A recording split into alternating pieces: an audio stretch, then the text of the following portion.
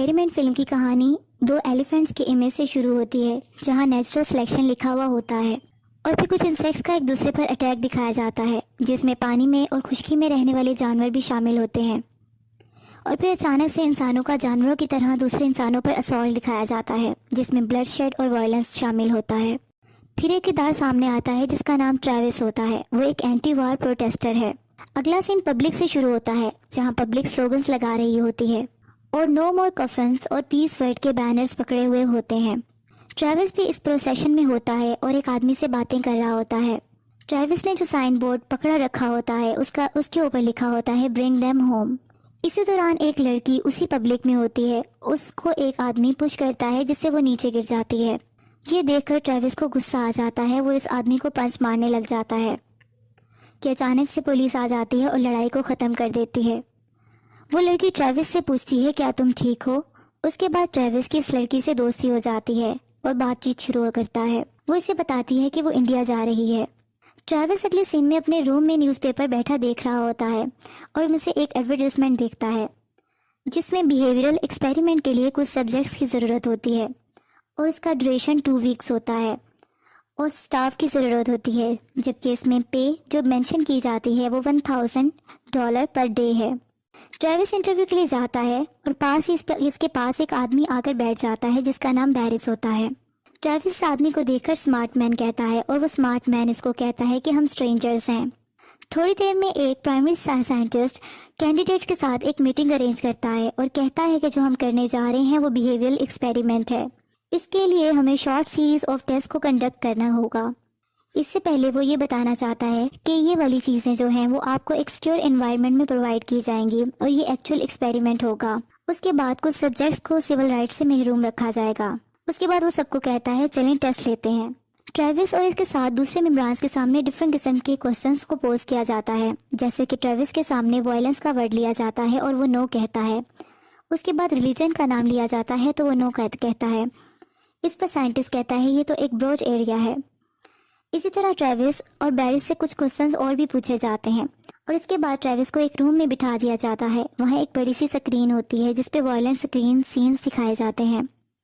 इसके बाद ट्रेविस कुछ वक्त अपनी दोस्त के साथ गुजारने के बाद नेक्स्ट डे उसी जगह पर दोबारा पहुंच जाता है। वहाँ बैरिस को भी देखता है और बैरिस उसे देखकर कहता है कि मुझे तुम्हें देखकर खुशी हुई है। इन सब में से ज़्यादातर लोग जॉबलेस होते हैं और परेशानी का शिकार होते हैं और वो इस चीज़ को मानते हैं। उनसे प्राइमरी साइंटिस्ट दोबारा कम्युनिकेट करता है।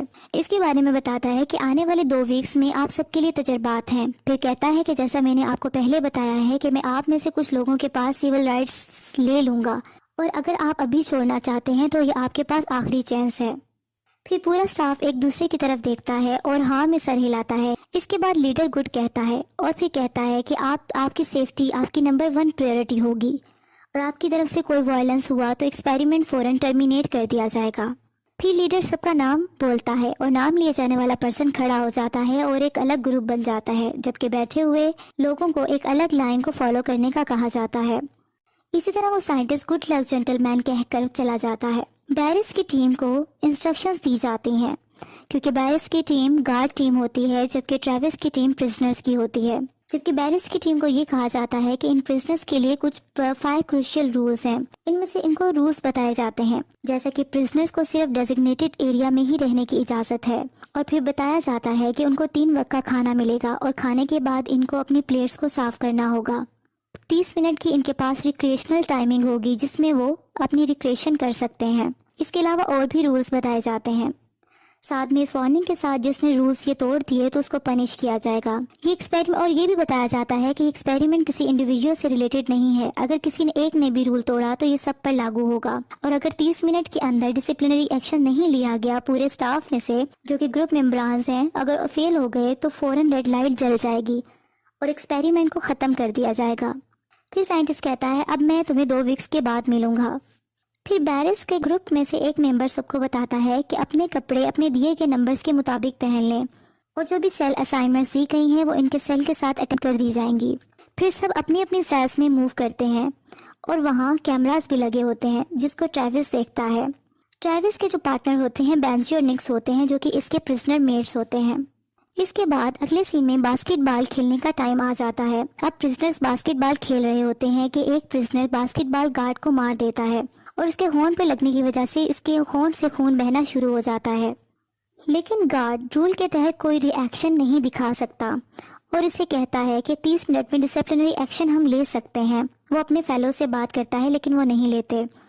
फिर गार्ड्स का एक मेंबर इस प्रिजनर से जिसने गार्ड को जख्मी किया होता है आराम से 10 पुशअप्स निकालने का कहता है और सब प्रिजनर को भी यही करने का बोला जाता है। वो इनकी एक सजा होती है और सब 10 पुशअप्स लेते हैं। गार्ड्स के रूम में कैमरास लगे होते हैं जिसमें प्रिजनर की तमाम एक्टिविटीज को देख रहे होते हैं। इसके अलावा सारे प्रिजनर्स को गार्ड्स खाना सर्व करते हैं क्योंकि ये अब सेकंड डे होता है। इसमें एक चीज प्रिजनर्स को बहुत एक पसंद नहीं आती, लेकिन रूल के मुताबिक फूड प्लेट्स को साफ करना जरूरी होता है। ट्रेविस अपने कुछ प्रिजनर्स के साथ अपनी प्लेट साफ नहीं करता और गार्ड्स को जब फोर्स करता है तो वो अपनी प्लेट को गार्ड के हाथ पर उलट देता है और कहता है कि ये देखो मैंने प्लेट को साफ कर दिया। गार्ड का लीडर आवाज दिखाता है कि इन्हें और पुशअप करने होंगे। इस पर एक प्रिजनर एक खाने वाली चीज उठाकर उसके मुंह पर मार देता है जिससे कहता है कि ये लो, ये कर दिया मैंने पुश। जब वही गार्ड इन पर एक चीज खाने वाली मारता है तो सारे प्रिजनर सारी चीजें उठाकर उन पर फेंकना शुरू कर देते हैं जिससे गार्ड्स भाग जाते हैं और प्रिजनर जोर से आवाज लगाते हैं कि ये हमारा घर है और फिर खुश हो जाते हैं। अगले सीन में सारे गार्ड्स आपस में रूल्स की बातें कर रहे होते हैं। इसके बाद बैरिस एक प्लानिंग करता है कि हमें प्रिजनर्स को ह्यूमिलेट करना होगा क्योंकि उन्होंने ऐसा किया। ये कहकर वो प्रिजनर्स के सेल में एक फायर एक्सटिंग्विशर स्प्रे कर देता है और फिर ट्रेविस को बैरिस हैंडकफ से प्रिजनर सेल से एक डोर के साथ लॉक कर देता है क्योंकि उसने ट्रेविस से बदला लेना होता है। ट्रेविस के बोलने पर बैरिस इसे शट अप बोलता है, फिर ऊंची आवाज में कहता है कि कोई ऐसा इंसिडेंट दोबारा नहीं होना चाहिए और सबको समझा देता है। फिर जोर से आवाज लगाता है क्या सब समझ गए हैं, तो सब यस सर की जवाब देते हैं। फिर बैरिस मिरर के सामने जाता है और अपने आप को देखकर मुस्कुराता है।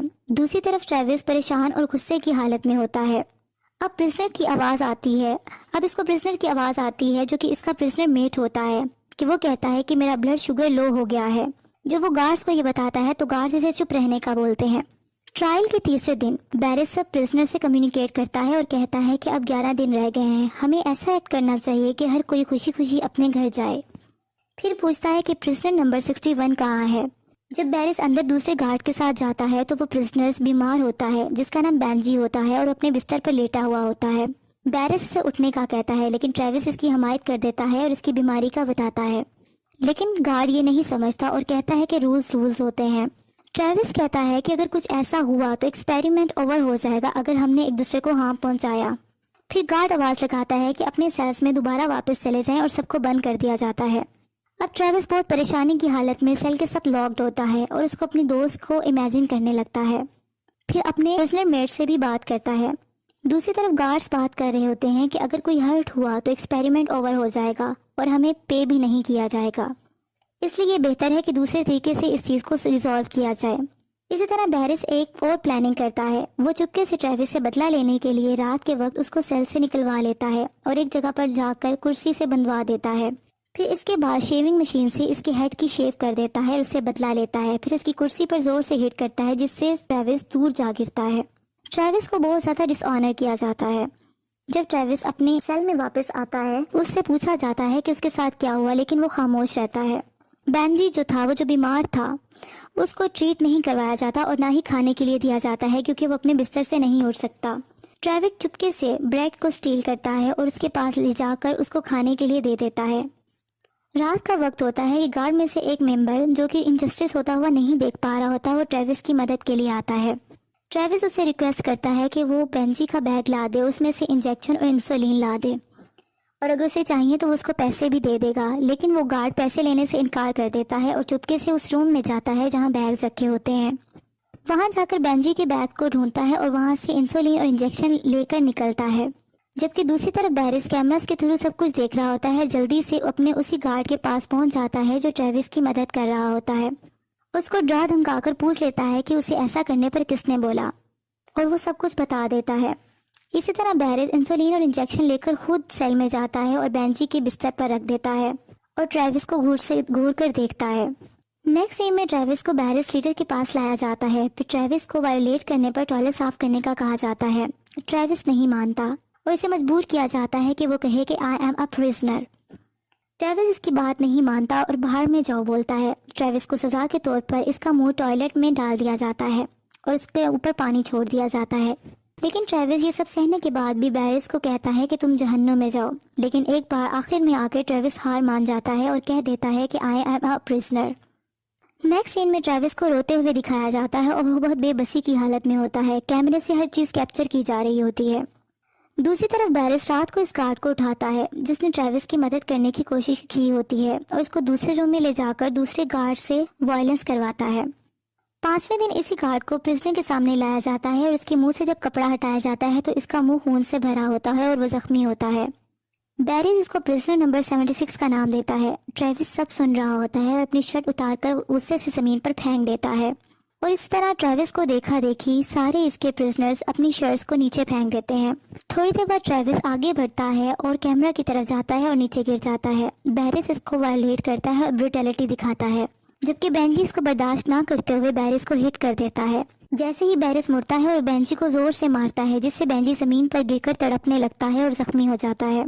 अब बेंजी जमीन पर गिरा मोशनलेस होता है। ट्रेविस को एक आइसोलेटेड आयरन बॉक्स में बंद कर दिया जाता है और इसके अंदर भी एक कैमरा लगा होता है। अब गार्ड्स बहुत ज्यादा परेशान हो जाते हैं, लेकिन बैरिस अपनी ब्रूटैलिटी दिखाता रहता है और कहता है कि किसी को पता नहीं चलेगा।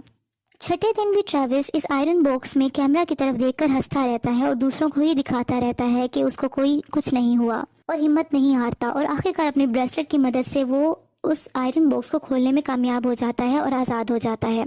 बाहर निकलकर वो अपने प्रिजनर्स को आज़ाद करवाता है और गार्ड्स पर हमला करने की कोशिश जारी रखते हैं। एक प्रिजनर आकर ट्रेविस को एक आयरन स्टिक पकड़ाता है ताकि वो इससे दूसरे गार्ड्स पर हमला करे। कैमरास को देखकर गार्ड्स घबरा जाते हैं क्योंकि उनको पता चल जाता है कि तमाम प्रिजनर्स आज़ाद हो गए हैं। इनमें से एक गार्ड कहता है कि हमें क्या करना चाहिए, जबकि बैरिस एक नाइफ उठा लेता है और कहता है कि हमें तैयार रहना चाहिए। सारे प्रिजनर वायलेंटली ग्लास डोर को बीट कर रहे होते हैं। इसके बाद दरवाज़ा खुल जाता है। सारे गार्ड्स अपनी जान बचाकर भाग जाते हैं, जबकि बैरिस इनके पीछे पीछे होता है। प्रिजनर्स इनके पीछे पागलों की तरह भाग रहे होते हैं जैसे वो उनकी जान ले लेंगे और गार्ड से शटर ऊपर नहीं होता ताकि वो बाहर निकल सकें। इतनी देर में प्रिजनर्स वहां असॉल्ट कर देते हैं।